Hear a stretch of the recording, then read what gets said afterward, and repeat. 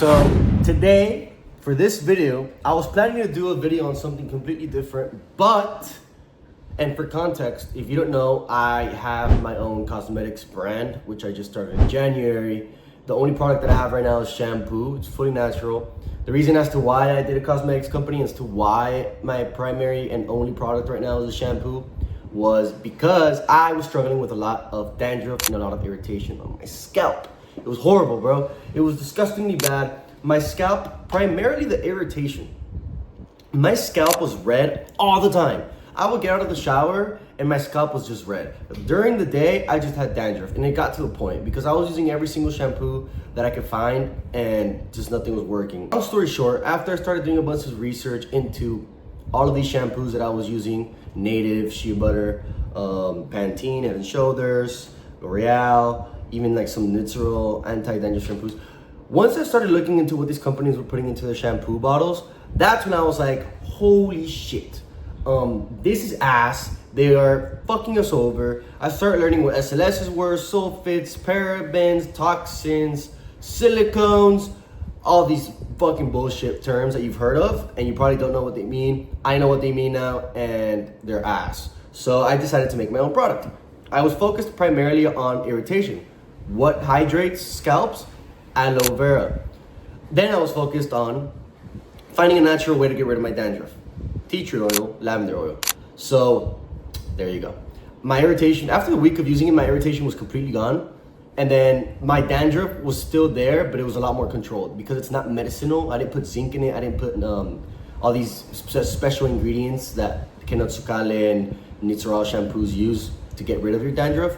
It's just completely natural. So you do have to, I would recommend using like a medicated shampoo at least like once a week if you have really bad dandruff, because this is not gonna get rid of it. It's more of a soothing, hydrating, natural shampoo for your scalp. Anyways, my coworker ordered, she ran out of shampoo and she was like, yo, I wanna try out your shampoo. So she ordered one at work today, so now I'm home and now I'm gonna make her shampoo. So I'm gonna walk you through the process. It's gonna be super quick. I don't wanna make it too long because it does take a while, but I'm gonna cut the video so that it doesn't, take too long. But anyways, starting off with 120 milliliters of distilled water. It has to be distilled water, not normal tap water. Why? Well, because all the tap water has a bunch of these minerals and a bunch of shit you don't want in the shampoo. It's more like hard water. You want distilled or purified water. 20 right here. And then I'm going to take this scale that I have right here to measure grams, turn it on, xanthan gum in order to thicken the shampoo. This is just a natural thickener. It doesn't really add, there's no properties, there's no really like specific properties for the hair for this. This is just so that the shampoo does not feel like water and doesn't feel runny. So what I have to do is, I forgot my thing. This shot glass. Hold on. Oh my God. So my weight, my scale is messed up. It's not calibrated. It's reading that this weighs 25 grams when it actually weighs 84.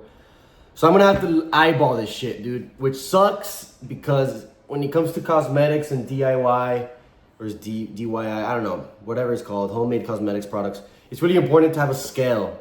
It's really important. So if you're gonna do this, use a scale.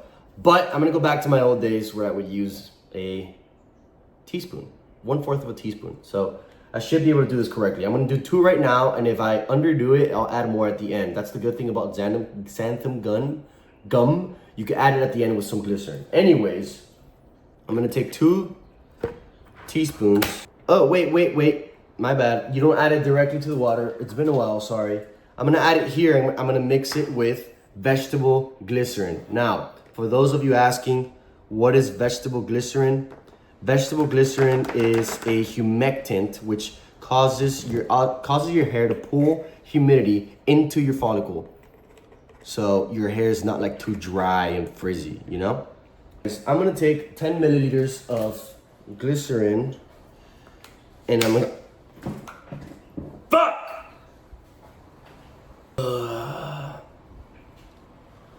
and I'm gonna add it to the xanthan gum mix.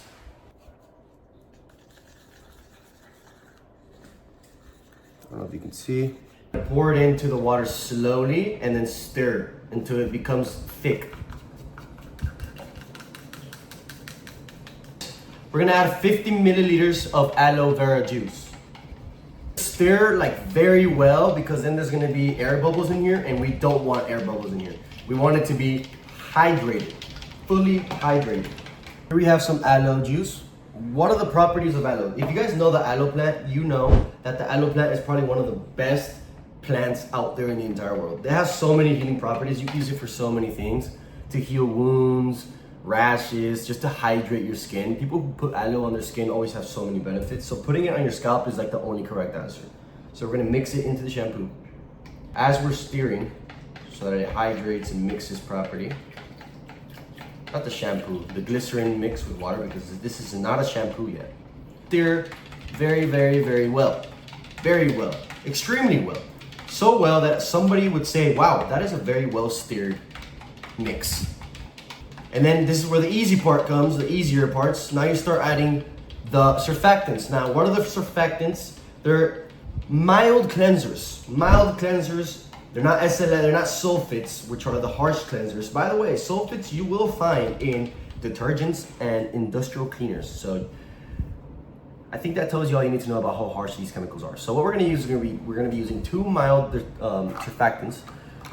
One is called desoglucoside, cleans your scalp, and the other is called cocoa betaine, which also cleans your scalp, but this also causes the shampoo to foam up and feel good and lather well. And it also helps condition your hair. These are both derived from coconut, by the way. This is turning into a shampoo, by the way. So you gotta mix very slowly and thoroughly. Then the glucoside, and you stir slowly. Now we've gotten to the part where you can start adding whatever components you want to add. If you want to add something natural, you want to add something like a conditioning type thing, a humidity type thing, a strength thing, like some hydrolyzed wheat protein or whatever. This is the part where you add it. So right now, this is where I'm going to start adding my oil. So I'm going to start adding my tea tree oil and my lavender oil. Now, how much am I going to add? I am going to add 1.25 milliliters of each one, which is roughly around 25 drops each.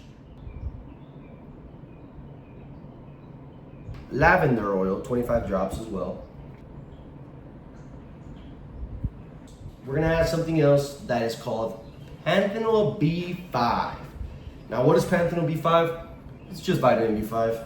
It's great for your hair, adds shine, adds moisture, adds softness, makes your hair feel a little more soft, more manageable. It's very good for the hair, so we're gonna add some of that, all right? And down you go. We're gonna add a preservative, which is gonna be roughly around the same amount as a panthenol, which is 2.5. A preservative is Optifin Plus, naturally derived. Good so that this shit doesn't grow mold, and it works for months. So, unless you want mold, then don't add it. Let's add this. Now, our shampoo will be safe for a good amount of time. Now we have our shampoo. We basically have our shampoo. Wait, actually, no, we don't have our shampoo. But we do have our shampoo. We need to fix the pH levels. We need to fix the pH levels so that it can match the natural pH of our scalp. We want to get it down to 5. Between 4.5 and 5.5. But I always like to keep it at 5, which is good. It's not too acidic, and it's not too alkaline. So, I'm going to get the citric acid. Now, citric acid sounds fucked. Don't worry. It's pure, and it's used in a lot of products.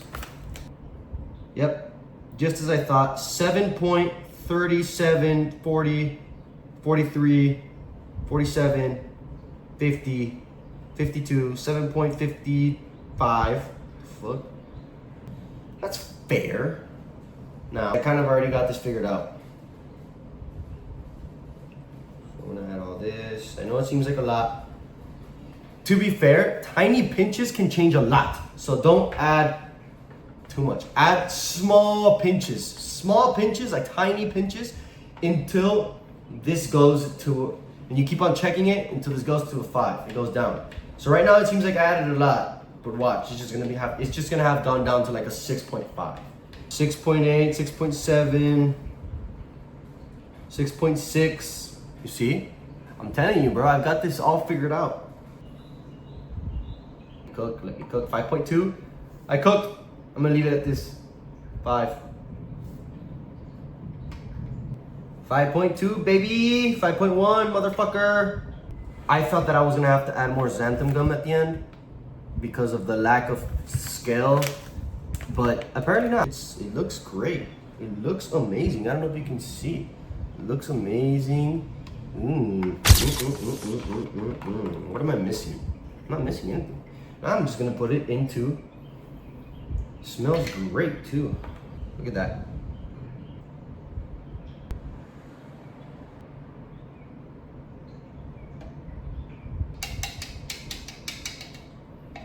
Oof. Perfect quantity. Perfect quantity. Look at that. Oh my gosh. Wow. There we go. Bottle it up.